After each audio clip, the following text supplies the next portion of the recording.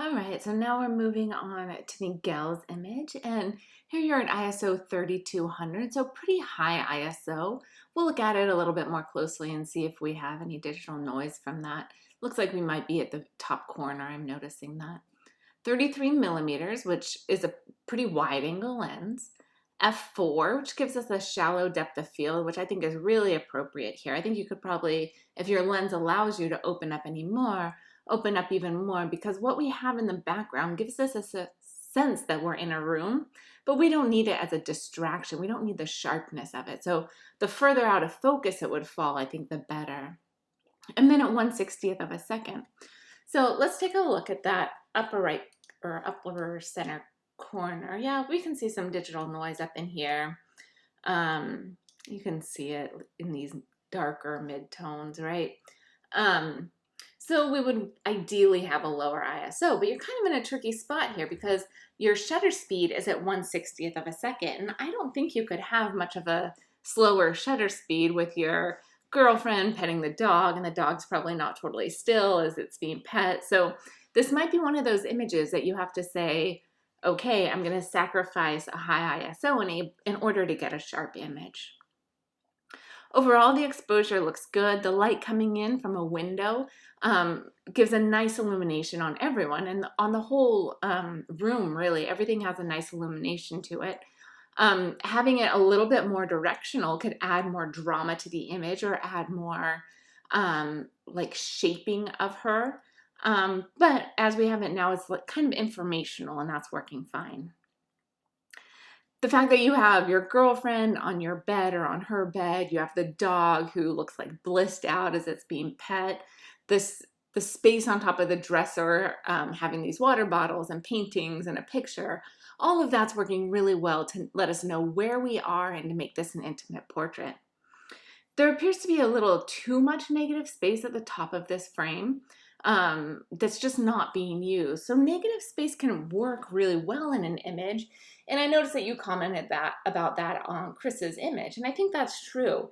And that image, let's go back to that really quick, has a lot of negative space, but it's being used, right? It has this beautiful texture to it. It's giving us more about the environment.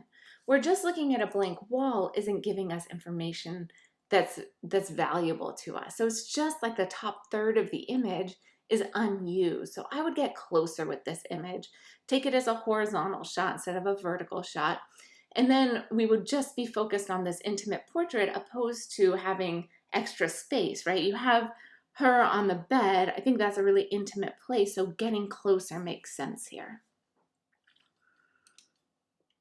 Here again, we have another dog and person on the bed. This image is by Ben. Ben, you have a really high ISO also at 1600. And as we look at different images, you'll hear my feedback on high ISOs, and it will change. The numbers will change depending on the camera. So here, this ISO of 1600, what did we have here? 3200. So at 1600, we can see that digital noise without having to blow it up. We see that all across his face.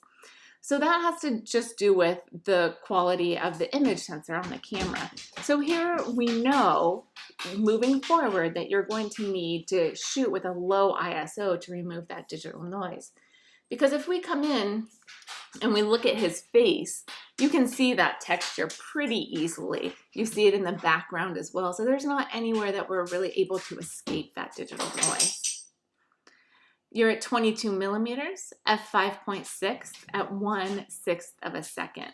So that 1/6 of a second, your subject still, it looks like you were probably set up on a tripod for this or able to really settle yourself as you photographed it. But we can see that the dog moved a little bit. So it's not quite still enough to keep a dog nice and sharp. So you'd want to shoot with a faster shutter speed. So really, with those combinations of a high ISO and you're already shooting with a slow shutter speed, you'd want to open up your aperture more to let more light in. But really, you're going to have to like open up windows and let natural light in. As we work with ambient light, it's just never as bright as you think it's going to be. So using natural light will really open things up for you. And then what are you communicating with the light? The light's really flat right now, so it's not giving a good angle. It's not flattering light or moody light. It's just informational light. So I think the light could be improved to tell a bit of a story, especially if he's sleeping during the day. If he's sleeping during the day because it's so smoky out that he has a headache or is dealing with asthma, having him in bed and having light coming through a window really would help to fill that story out for us. So work on how that can communicate, how light can be a communicator in the image. As you're getting low, you're showing him on the bed. You got nice and close. The dog is his little bodyguard, I think you said, so really cute there. And then right around him, we have all these pictures of family and friends, and maybe friends have drawn him pictures. So this really adds to that idea of intimate space.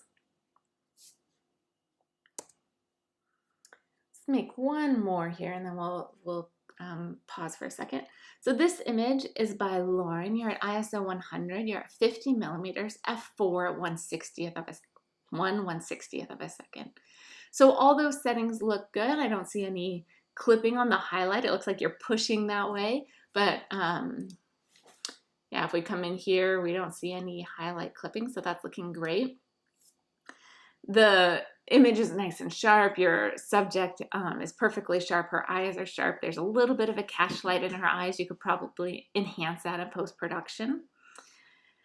The exposure looks great. You get hot on her forehead, but that would be more of a lighting issue and less of an exposure issue. So I would just pull that light down a little bit. Instead of having it higher on her forehead and that being the brightest spot, bringing it down so it's illuminating her whole face. The side to side is looking good, like it's falling off on this side, and I think that's working really well. But we don't want the brightest area to be our forehead. That's not where we want our focus to be. You're nice and close to your, I think you said sister. She's giving great eye contact here. It would be great if this felt like it was a personal space. Right now it feels like it's set up. It feels like you're in studio as you have this curtain like perfectly opened behind her. So bringing out a little bit more of that intimacy by showing us that this is personal space, that this is maybe a table that she's leaning on or a bedspread that she's leaning on, whatever that is, that element of making this personal. So it's no longer just a portrait of a random person, but it's someone you're in a relationship with. That edge that you could add to this, I think, could really open this up. As a portrait, it's a beautiful portrait, right? There's not much to complain about it as a portrait. But as far as communicating what you want it to communicate, that's the edge that we want to push a little bit on.